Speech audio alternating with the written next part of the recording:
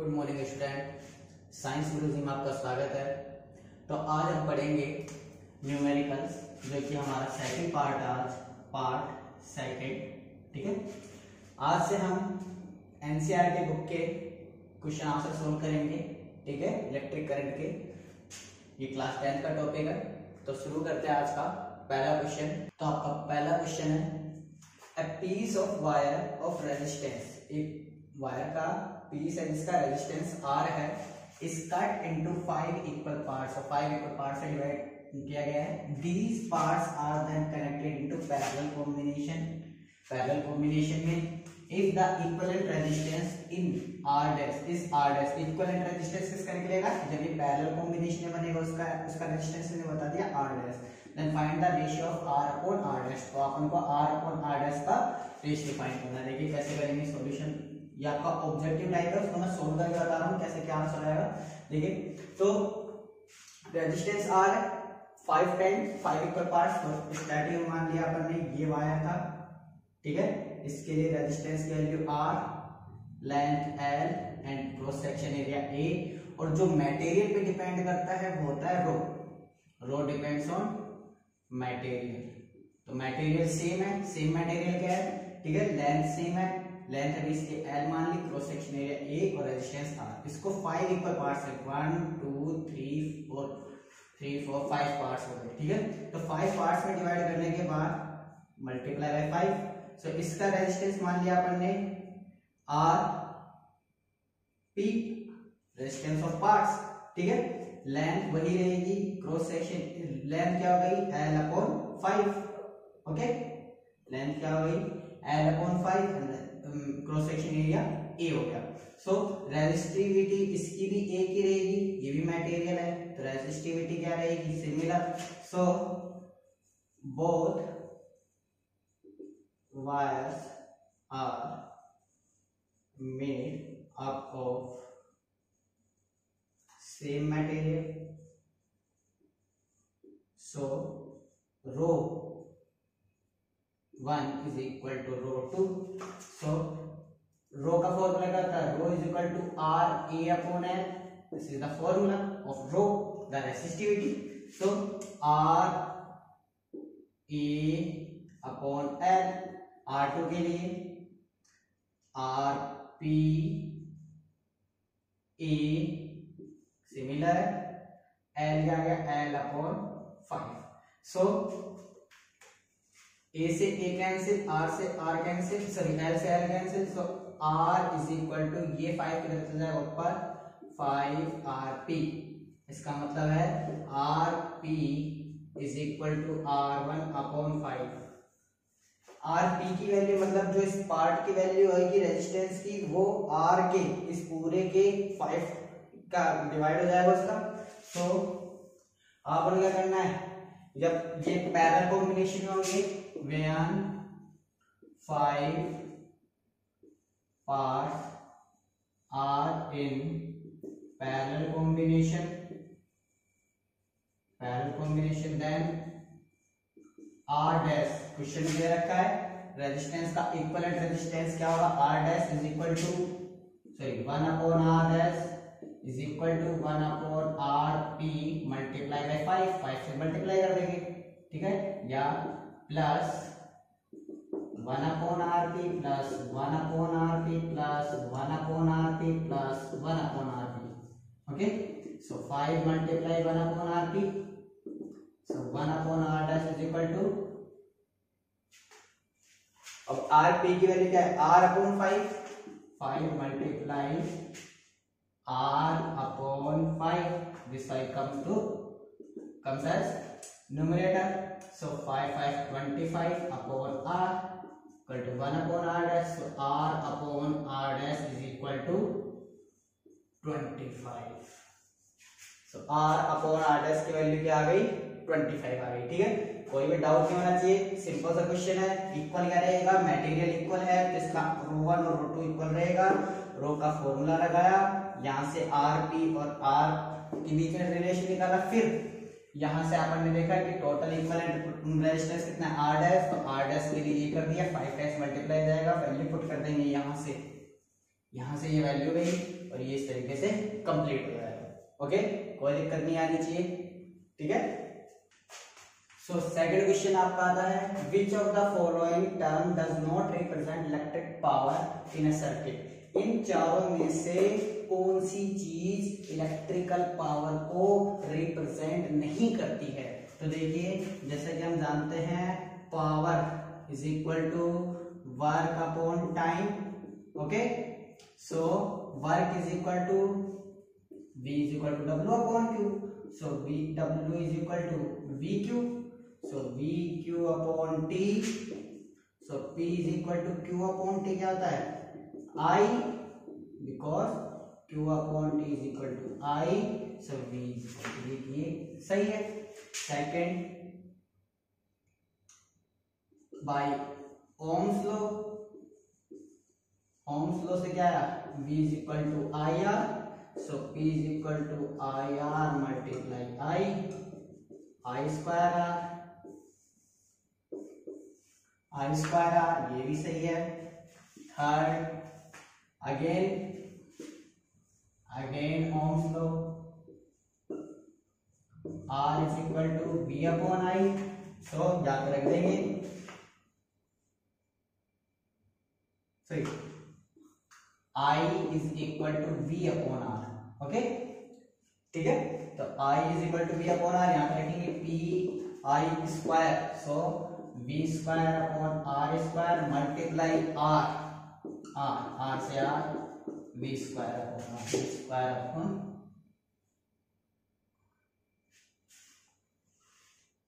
V square upon R।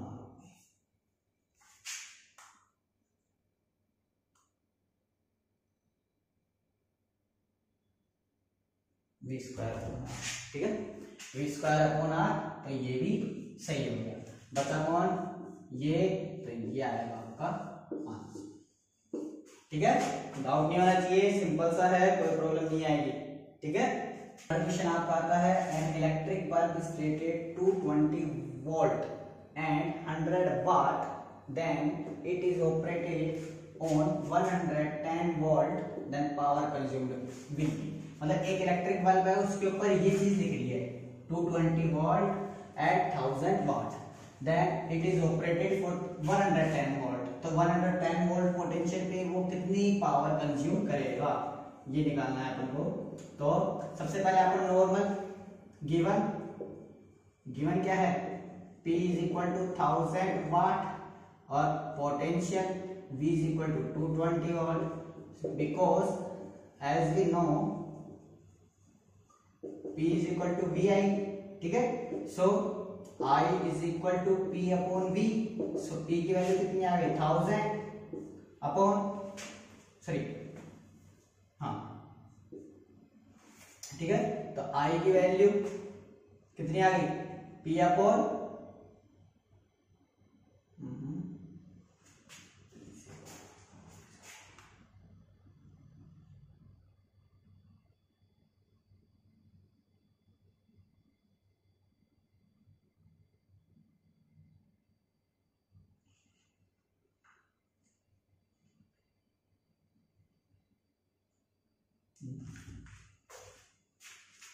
देखिए। So second question आपका आता है, एक इलेक्ट्रिक बल्ब है, उसके ऊपर 220 वोल्ट और 100 वाट लिखा हुआ है, ठीक है। और उसको यदि 110 वोल्ट पोटेंशियल पे चलाया जाता है तो वो कितनी पावर कंज्यूम करेगा।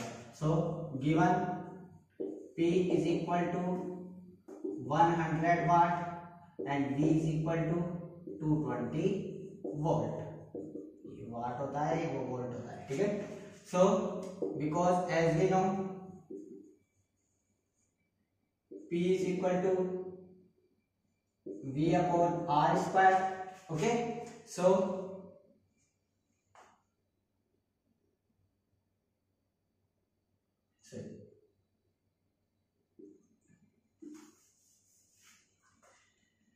as we know P is equal to V square upon R, so R is equal to V square upon P। V की वैल्यू कितनी आ गई, 220 मल्टीप्लाई 220 अपॉन पी की वैल्यू कितनी आ गई 100, सो कैंसिल, कितना गया 484 ओम, मींस इस बल्ब का रेजिस्टेंस कितना है 484 ओम। सिमिलरली अब अपन cos P is equal to V square upon R, now value V is equal to कितनी है 110 वोल्ट, सो 110 मल्टीप्लाई 110 अपॉन या 484, ठीक है। सॉल्यूशन करेंगे तो कितना आएगा 25, P की वैल्यू कितनी आएगी 25 वाट, ये आपका आंसर आ जाएगा, ठीक है। कोई सी दिक्कत नहीं है। यहाँ पे ये चीज मेन चीज क्या है कि यहाँ पे वोल्टेज को कितना कर रहा है हाफ कर रहा है, लेकिन जो पावर है वो कितनी हो रही है 1/4 टाइम्स हो रही है, ठीक है 1/4 टाइम्स हो रही है, ठीक है। ये इंपॉर्टेंट चीज है, ये ध्यान रखना कि पावर को हाफ, पोटेंशियल को हाफ करते हैं तो पावर कितनी होगी उसकी 1/4 टाइम्स हो जाएगी, ठीक है। अब आपका आता है fourth question, two conducting wires of same material चलिए सॉल्यूशन लिखते जाते हैं एक चीज, ठीक है। Two conducting wires, wire first, wire second, first wire second wire, first wire second wire, two conducting wires of the same material means rho similar आएगा, same length L and equal diameter, तो मतलब diameter equal हो गया तो area भी equal हो गया, ठीक है। Are connected with series combination, इन दोनों को the first plus second in series combination and parallel combination, दोनों में सीरीज और पैरेलल, वायर सीरीज कॉम्बिनेशन में पैरेलल कॉम्बिनेशन में कनेक्टेड है, ठीक है। Then find the ratio of heat produce, heat दोनों में अलग अलग होगी H1 और H2। अब देखिए दोनों सिमिलर है, रो भी सेम है, एल भी सेम है, ए भी सेम है, सो आर भी क्या आ जाएगा सेम आ जाएगा, आर एंड आर। अब निकालना है अपन को हीट, तो हीट का फॉर्मूला क्या होता है, देखिए करंट देखेंगे पहले तो, देखिए सबसे पहले तो हम दोनों को सीरीज कॉम्बिनेशन में कनेक्ट करते हैं, तो series combination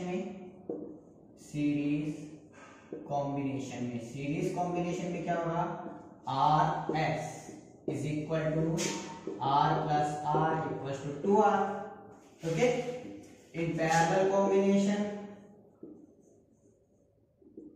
Rp is equal to 1 upon R plus 1 upon R equals to 2 upon R, sorry 1 upon Rp, so Rp is equal to R upon 2, दो चीज तो ये आ गई, ये रेजिस्टेंस के लिए आ गई। अपना H का फॉर्मूला क्या होता है I square R into T, ठीक है।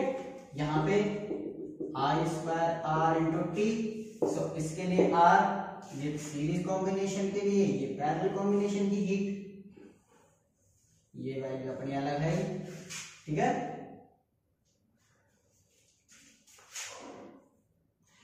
सीरीज कॉम्बिनेशन के लिए I ये आ गया, ठीक है।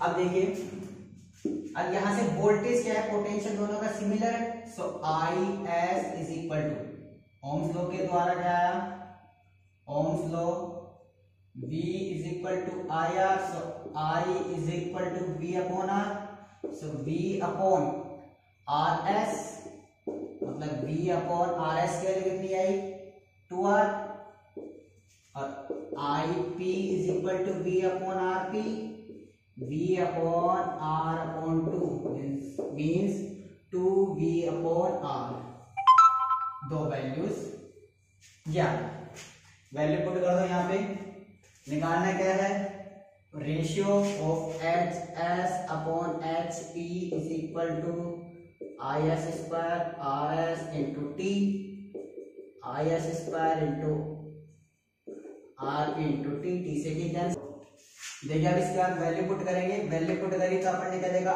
आई एस स्क्वायर, मतलब v square upon 4r², okay, multiply rs की वैल्यू 2r, सिमिलरली ip की value 4v upon r² multiply rp की value r upon 2, okay, cancel cancel cancel, यहाँ पे क्या बच गया 2, यहाँ पे क्या बच गया 2, तो इसको मैं इरेज कर देता हूं थोड़ा सा, ठीक है।